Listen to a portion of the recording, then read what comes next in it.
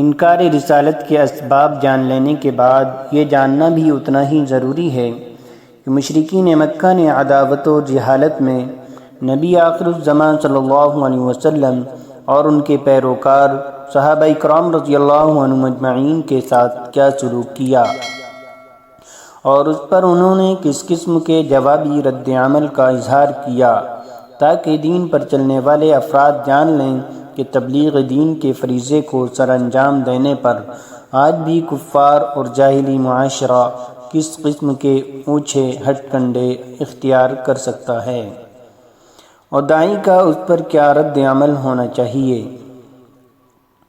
مشرکین مکہ نے توحید پرستوں کو 5 مختلف انداز سے عمل صالح اور تبلیغ دین سے روکنے کی کوشش کی۔ سب کو نمبر وار الگ الگ بیان کیا جاتا ہے۔ انہوں نے آپ صلی اللہ علیہ وسلم کو مختلف قسم کی آفرز کی کہ اگر نبی کریم صلی اللہ علیہ وسلم رقم چاہتے ہیں تو انہیں مل جائے، جس طرح عام انسان دنیا میں شہرت اور مال و جاہ کے لیے مختلف دعوے کرتے ہیں، تو شاید ان کا خیال ہو کہ نبی کریم صلی اللہ علیہ وسلم بھی عام انسانوں کی طرح دنیا میں شہرت، مال وغیرہ کے متلاشی تھے، حالانکہ انبیاء اکرام علیہم السلام ایسے دنیا دار نہیں ہوتے، وہ تو بے لوث ہو کر انسانوں کو رب کا پیغام پہنچاتے ہیں۔ جیسے کہ حضرت سلیمان علیہ السلام نے جب ملکہ سبا کی طرف پیغام بھیجا کہ وہ اللہ کے نبی ہیں، اور اس ملکہ کو توحید کا پیغام بھیجا اور اس کو نصیحت کی کہ سورج کی عبادت چھوڑ کر اللہ پر ایمان لے آئے، اس پر ملکہ سبا نے سلیمان علیہ السلام کو آزمانے کے لیے ان کی طرف قیمتی تحفے بھیجے تھے کہ اگر ان تحائف کو سلیمان علیہ السلام نے قبول کر لیا تو یہ آپ علیہ السلام کی دنیا دار ہونے کی علامت ہوگی، لیکن اللہ پاک کے حکم سے سلیمان علیہ السلام نے وہ تحائف رد کر دیے، کیونکہ ان تحائف کے قبول کرنے کا مطلب تھا کہ وہ توحید پر سمجھوتہ کر لیں، جبکہ انبیاء اکرام علیہ السلام تو آئے ہیں لوگوں کو توحید کی طرف بلانے کے لیے تھے، تو دنیا کے چند ٹکے کے فائدے کے لیے وہ توحید کی دعوت دینا کیسے چھوڑ دیتے؟ یہی حال حضرت محمد صلی اللہ علیہ وسلم کا تھا کہ کوئی بھی آفر آپ صلی اللہ علیہ وسلم کو توحید کے پیغام پہنچانے سے نہ روک سکی۔ ایک مسلمان کو ایسا ہی ہونا چاہیے کہ توحید کے مقابل ہر دنیاوی فائدہ چھوڑ دے۔ نبی پاک صلی اللہ علیہ وسلم جب قرآن کی تلاوت کرتے تو قرآن کی اپنی حلاوت و تاثیر کے ساتھ ساتھ نبی پاک صلی اللہ علیہ وسلم کی پیاری آواز کے اثرات بھی ہوتے، جو سنتا وہ سنتا ہی چلا جاتا۔ اس طرح کئی لوگ مسلمان ہو گئے۔ مشرکین مکہ نے جب یہ دیکھا تو انہوں نے اس کا توڑ کرنے کے لیے 3 کام کیے۔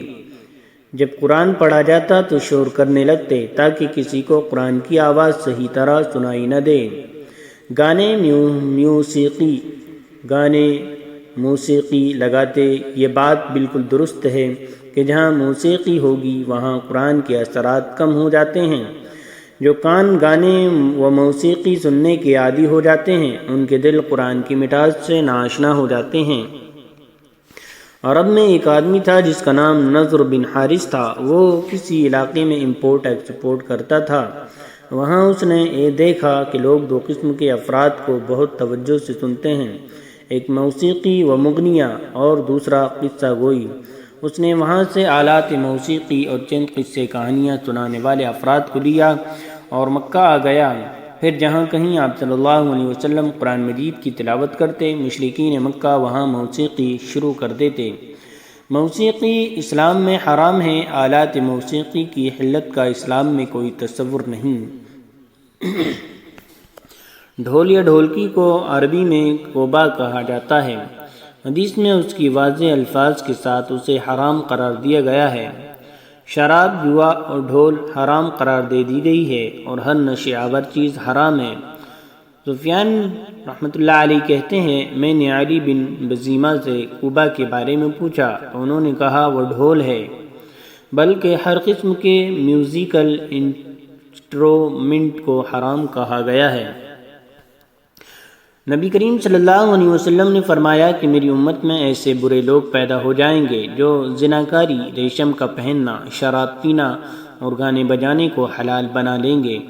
اس حدیث سے بالکل واضح ہو جاتا ہے قیامت کے قریب لوگ ان حرام کردہ چیزوں کو حلال کہنا شروع ہو جائیں گے، یعنی نبی کریم صلی اللہ علیہ وسلم کے زمانے میں اسے حرام ہی کہا گیا ہے۔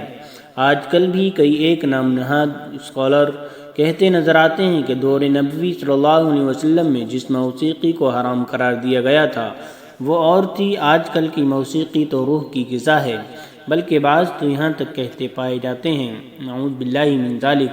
حضرت داؤد علیہ السلام جو نہایت خوبصورت آواز میں زبور پڑھا کرتے تھے وہ بھی موسیقی ہے، نستغفر اللہ۔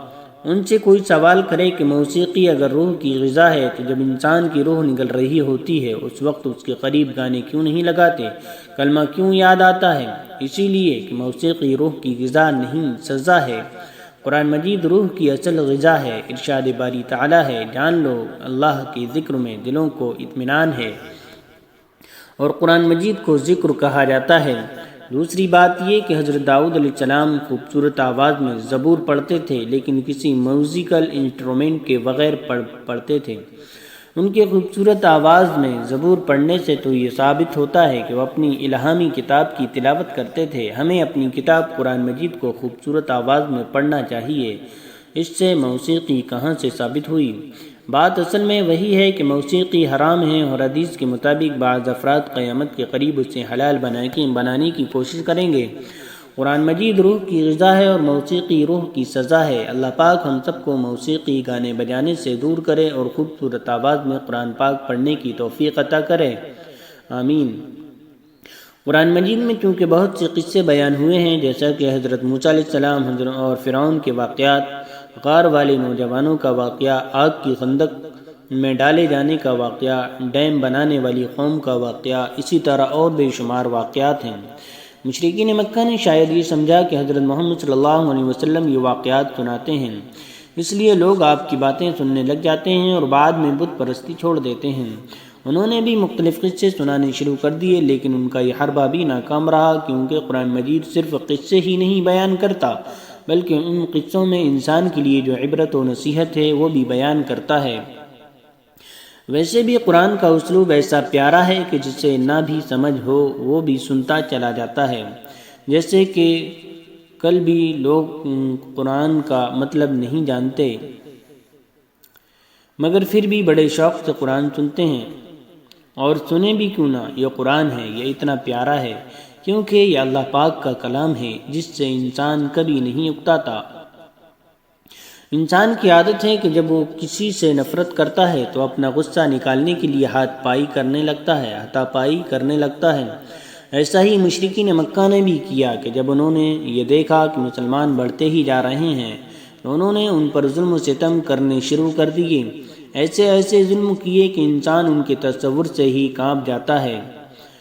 آپ صلی اللہ علیہ وسلم کا نام بگاڑا گیا، طعن و تشنیع کی گئی، سجدے کی حالت میں گندگی پھینکی گئی، بیٹے کے انتقال پر ابتر کہا گیا، چہرے پر پتھر مارا گیا، کعبے میں نماز سے روکا گیا، آپ صلی اللہ علیہ وسلم کے صحابہ رضی اللہ عنہ مجمعین کو مارا پیٹا گیا، عثمان رضی اللہ عنہ کے چچا انہیں کھجور کی چٹائی میں لپیٹ کر نیچے سے دھواں دیتے، مصعب بن عمیر رضی اللہ عنہ کی والدہ نے انہیں گھر سے ہی نکال دیا، بلال رضی اللہ عنہ کو گلے میں رسی ڈال کر مکہ کے پہاڑوں میں گھسیٹا گیا، ڈنڈے مارے گئے، بھوکا پیاسا رکھا گیا، گرم زمین پر لٹا کر سینے پر پتھر رکھے گئے، حتیٰ کہ بعض صحابہ اکرام رضی اللہ عنہ مجمعین کو تو شہید بھی کر دیا۔ اسلام کی سب سے پہلی شہید خاتون حضرت سمیہ رضی اللہ عنہ ہیں، جنہیں اسلام نہ چھوڑنے پر شہید کیا گیا۔ ان کی ایک ٹانگ پر رسی باندھ کر ایک اونٹ کے ساتھ اور دوسری ٹانگ پر رسی باندھ کر دوسرے اونٹ کے ساتھ باندھ دیا، اونٹوں کو مخالف سمت میں بھگایا، ٹانگیں ٹوٹ گئیں اور ایک نیزہ شرمگاہ پر مار کر آپ کو شہید کر دیا گیا۔ اللہ پاک ان سب سے راضی ہو جائے، آمین۔ مگر اس سب کے باوجود ان میں سے کوئی بھی ایمان سے منحرف نہ ہوا، اسلام نہ چھوڑا۔ اس سب میں ہمارے لیے یہ نصیحت ہے کہ ہم بھی اسلام پر عمل کریں۔ ہمارے اسلاف اور بڑے اسلام کی خاطر اتنی تکلیفیں سہتے رہے مگر انہوں نے اسلام نہ چھوڑا، کیونکہ اللہ پاک کی نعمتوں میں سب سے بڑی نعمت اسلام کی نعمت ہے۔ اللہ پاک سے دعا ہے کہ ہمیں اسلام پر زندہ رکھے اور ایمان کی حالت میں موت دے، آمین۔ اس سب کے باوجود جب لوگ اسلام کو نہ چھوڑ رہے تھے تو سب مشرکین نے مل کر آپ صلی اللہ علیہ وسلم اور آپ کے صحابہ اکرام کا سوشل معاشرتی بائیکاٹ کر دیا۔ یہ بائیکاٹ 3 سال تک جاری رہا، اس کا قصہ الگ سے بیان کیا جائے گا۔ ایسے حالات پیدا کر دیے کہ ابتدا میں صحابہ اکرام رضی اللہ عنہم اجمعین کو حبشہ کی طرف اور پھر حتیٰ کہ 13 برس بعد آپ صلی اللہ علیہ وسلم کو ہی مکہ چھوڑ کر مدینہ کی طرف ہجرت کرنا پڑی۔ ہجرت حبشہ اور ہجرت مدینہ کا تذکرہ بھی ان کی اہمیت کے پیش نظر الگ سے آئے گا انشاءاللہ العظیم۔